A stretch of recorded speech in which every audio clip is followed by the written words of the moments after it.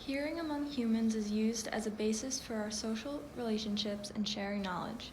Changes in the intensity and frequency of vibrations are detected by the auditory system. The outer ear detects biologically important information and sends it to the inner ear for the energy to be transduced into neural activity. The external ear contains the peni, which is a funnel sound into the ear canal. It has ridges and valleys that enhance some frequencies and suppress others.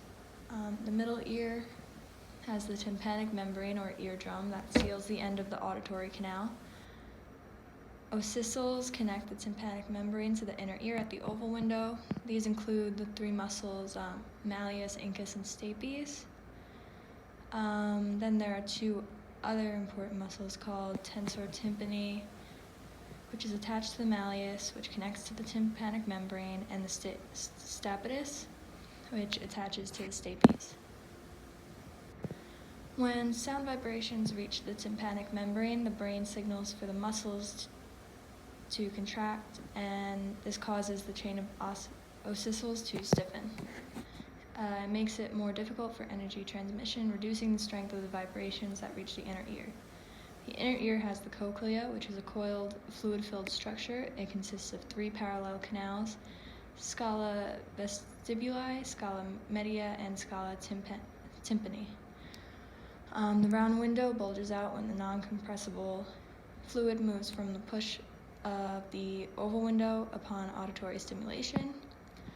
And the organ of Corti is the main structure that converts sound into neural activity. Three main structures are sensory cells, supporting cells, and auditory fibers. It's located at its base is the basilar membrane.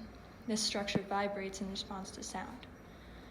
The stapes moves after sound waves cause the tympanic membrane to vibrate. This leads to ripples and waves in the fluid of the scala vestibuli. Next, the basilar membrane begins to ripple. The strongest responses are shown through different parts of the basilar membrane.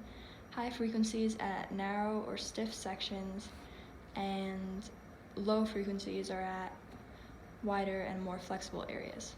The inner hair cells are located closer to the central axis in the organ of Corti, and they form a single row. And then there are three rows of outer hair cells. Each hair cell has relatively stiff hairs called stereocilia. The tectorial membrane is located on top of the organ of Corti, and the organ of Corti has four different synapses, two afferent and two efferent. The outer hair cells push on the tectorial membrane in response to commands from the efferent nerve fibers. Then the inner hair cells transduce sound into neural activity through the vibrations of the basilar membrane. Vibrations bend stereocilia underneath the tectorial membrane. Small displacements cause rapid changes of ionic channels. Tip links are located at the ends of the stereocilia and affect hair cell potentials, leading to an influx of potassium and calcium ions, which is also called rapid depolarization. This depolarization causes further influx of calcium ions at the base of the inner hair cell, and it leads to the fusion of synaptic vesicles in the presynaptic membrane, releasing neurotransmitters, likely glutamate. This stimulates the afferent nerve, which triggers action potential in afferent axons, traveling up the vestibular cochlear nerve to the brain.